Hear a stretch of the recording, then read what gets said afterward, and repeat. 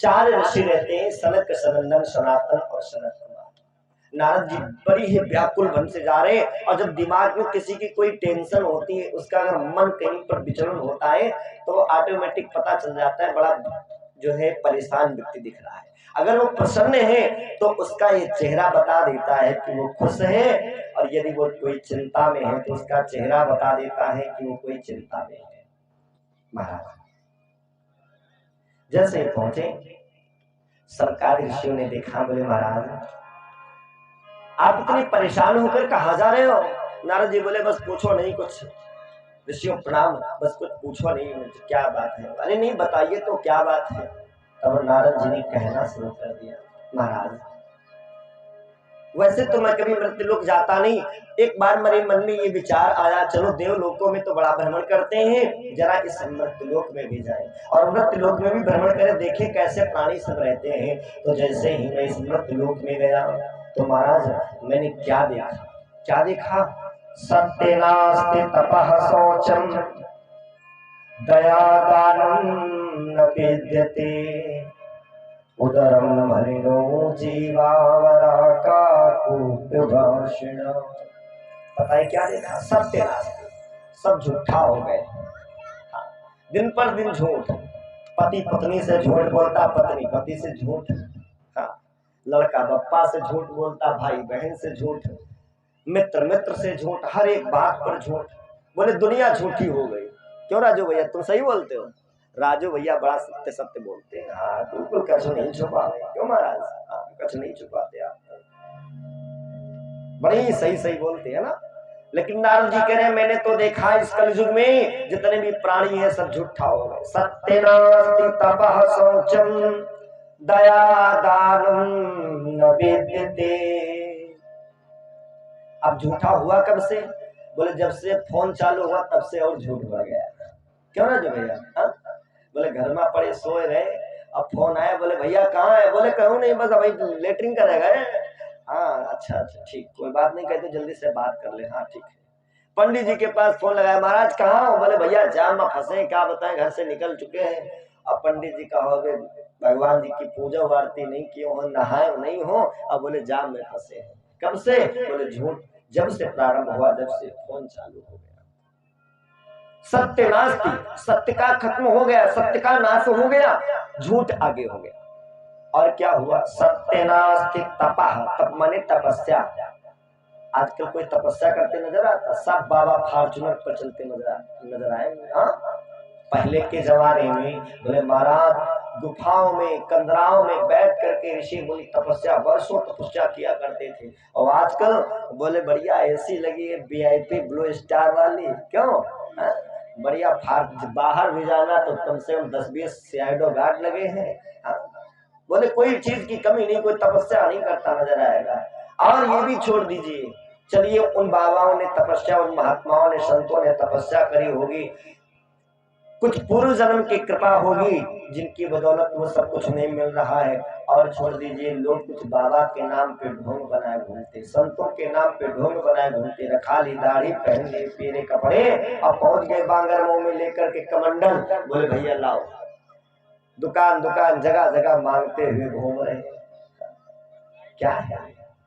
तपस्या खत्म हो गई। कोई भी व्यक्ति भगवान का भजन करना ही नहीं चाहता है, भगवान की कथा को सुनना ही नहीं चाहता, भगवान से प्रेम करना ही नहीं चाहता है कोई। सब तो व्यक्ति ये सोचते हैं कि बस जैसे कट रही चलने दो। सत्य नास्ति तपः शौचम। अपवित्रता भी बिल्कुल खत्म हो गई महाराज। जब से मॉडल जमाना चालू हुआ, बोले तब से तो पवित्रता का और भी नाश हो गया। हाँ पहले के जमाने में माताएं बहनें बढ़िया सुंदर स्नान ध्यान करती थी, प्रातः काल उठ जाती थी, नहाती धोती थी, नहाने के बाद तब भगवान जी की पूजा आरती करती थी, फिर अपनी रसोई में जाती थी, तब भोजन कहीं बनाती थी। क्यों भैया? माताएं पहले, आपकी माता भी, उनसे पूछिएगा, वो जो है इसी प्रकार से करती होंगी। और आजकल के समय में देख लीजिए, जब से चल गया मॉडल जमाना, तब से राम रसोईया तो छोड़ दो, रसोईया नहीं कही जाती, क्या बोला जाता? क्यों अम्मा? क्या बोला जाता? किचन। बोले किचन है, किचन कहाँ पे है? अब किचन से थोड़ा भी अगर चूक जाओ, किचन की जगह हो जाए चिकन। क्या है? और देखिए कितनी बड़ी असभ्यताएं हो गई मॉडर्न जमाने में। पहले के जमाने में नहा धो करके माताएं रसोई में प्रवेश करती थी, और आजकल का समय हो गया कि जितनी माताएं बहनें सब जूता चप्पल पहन के जाती, ठंड हो रही तो चप्पल पहने पहने खड़े खड़ी खाना बन रहा, नहाया धोने की तो बातें ही छोड़ दो, मंजन ब्रश भी नहीं किया, बस आंखें खुली तो कहे सबसे पहले चाय मिलना चाहिए। पति देवता भी आवाज लगाए, सुनो सुनती हो, हाँ अरे जल्दी से बेडिटी दो कि तो प्रेशर बने, नहीं तो प्रेशर नहीं बनेगा हमारा। हाँ? जब तक बेडिटी नहीं मिलेगी तब तक प्रेशर नहीं बनेगा। बताओ हमारा कुल्ला भी नहीं किया, मंजन भी नहीं किया, सारी मुंह में गंदगी भरी है, लेकिन चाय पीना है उनको। ये क्या है? पवित्रता खत्म हो गई। सब ये अपवित्रता ही तो है। सत्यनास्ति तपः शौचम, पवित्रता का भी नाश हो गया। और क्या?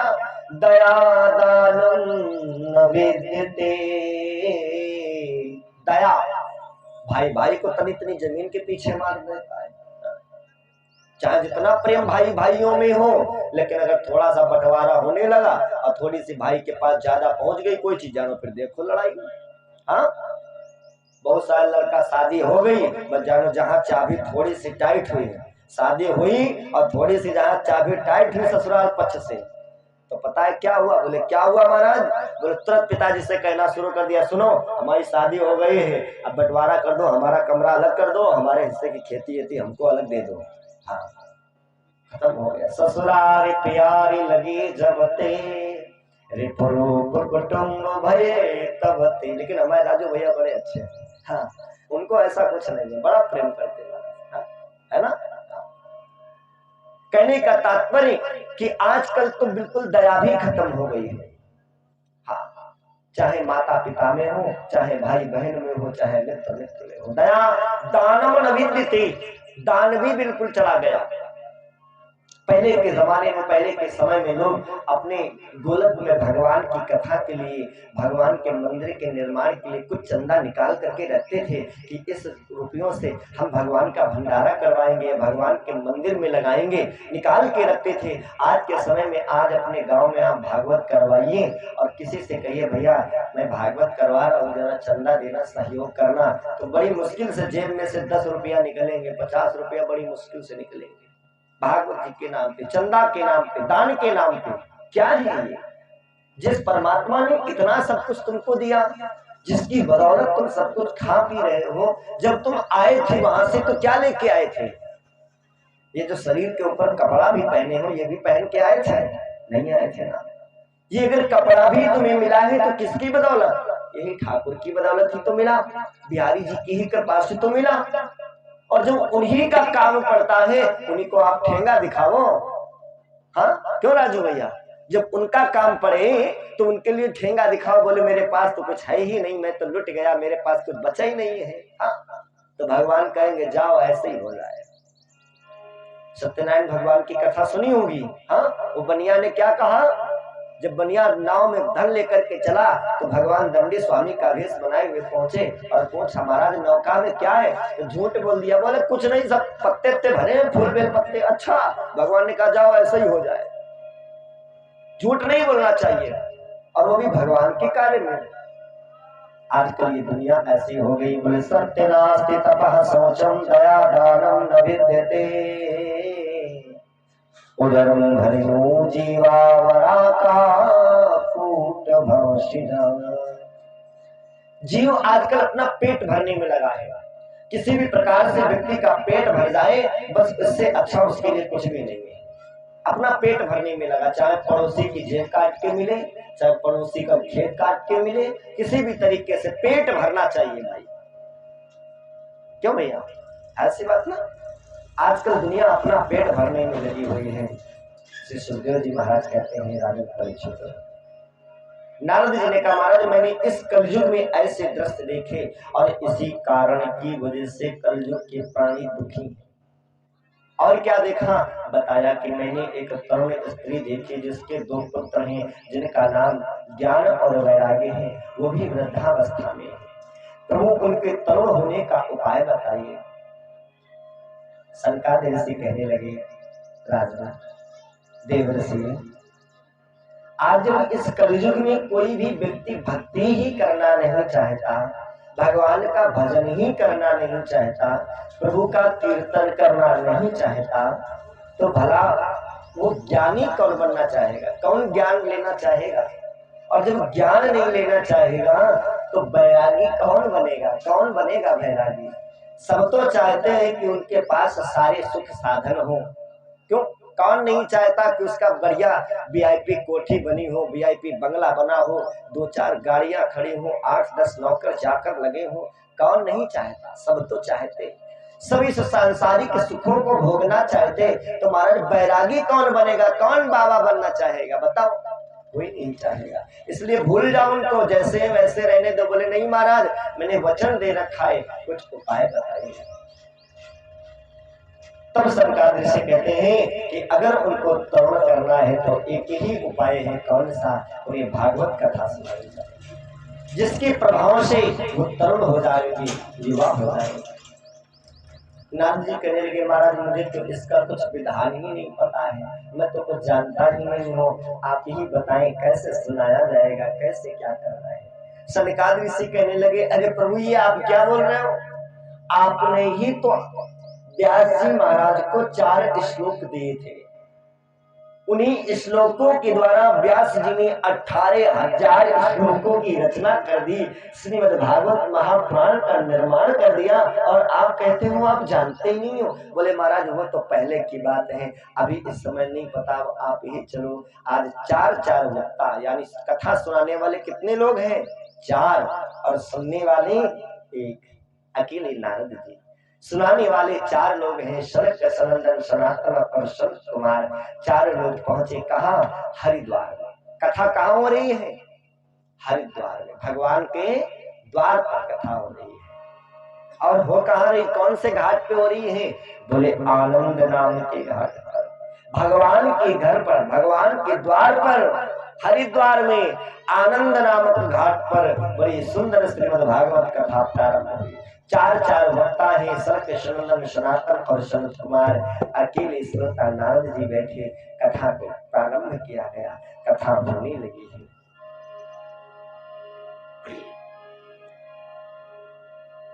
प्रेम से रामचंद्र भगवान की।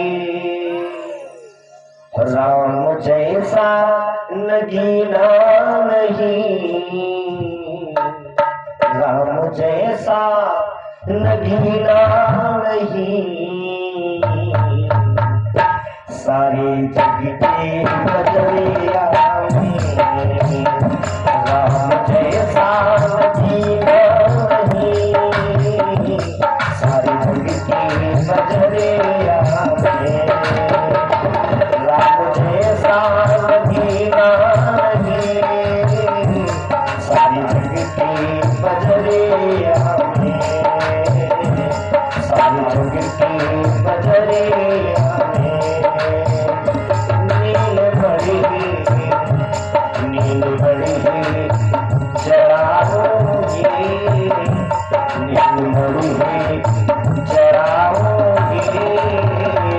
अपने मन की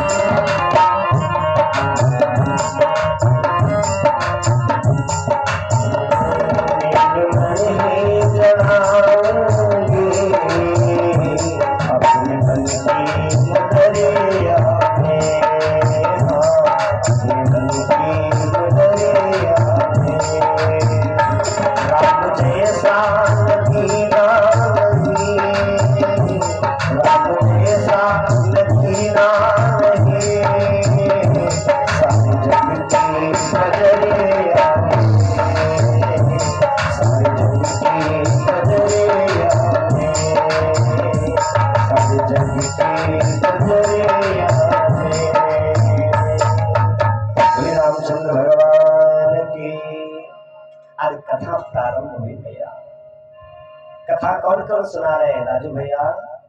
कितने लोग कथा सुनाने वाले हैं?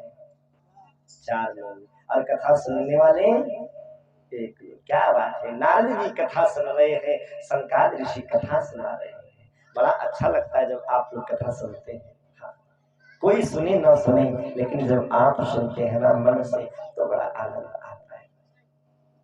कथा प्रारंभ हुई जहां पर वेद मंत्रों ने अपना प्रभाव नहीं दिखा पाया, जहां पर गायत्री मंत्र ने अपना प्रभाव नहीं दिखा पाया, जहां पर नारद जी जैसे संत की तपस्या ने अपना प्रभाव नहीं दिखा पाया, वहां पर प्रभाव किसका चला? भागवत जी का। जहां पर सारे प्रभाव फेल हो गए, वहां पर अगर प्रभाव चला तो भागवत जी का प्रभाव। आज भागवत जी की मधुर मधुर श्लोक, ये नहीं ऐसे वाली भागवत नहीं, अरे नेम सारा के ललिता महारानी ना, ये नहीं। भागवत जी के जो श्लोक हैं जिनका मधुर मधुर गायन होना चाहिए, ये नहीं कि बस श्लोक भी जैसे मर्जी आए बकने लगे ना, गायन होना चाहिए व्यास जी कहते हैं। और आज जैसे ही भागवत जी के श्लोकों का गायन हुआ, सरकार ऋषियों ने सुनाया, ज्ञान वैराग्य के कानों में वो श्लोक पढ़े, उठ के खड़े हो गए। मैया भक्ति से बोले, माँ ये जहां भी कथा हो रही है ना, अब विचार करो कहाँ हरिद्वार है और कहाँ वृंदावन है, लेकिन नाम मात्र से संकल्प लेकर कथा वहां प्रारंभ हुई, प्रभाव यहाँ होने लगा। खड़े हो गए, मैया मुझे वहां पे ले चलो जहां ये कथा हो रही है भागवत जी की। आज ज्ञान वैराग्य भक्ति तीनों प्राणी वहीं पहुंच गए। कहाँ पहुंच गए? जहां पर कथा हो रही थी, सभी बहुत सारे ऋषि मुनि तब आ गए। पहले तो एक ही सुनने वाले थे, लेकिन उसके बाद बहुत सारे ऋषि मुनि पहुंच गए।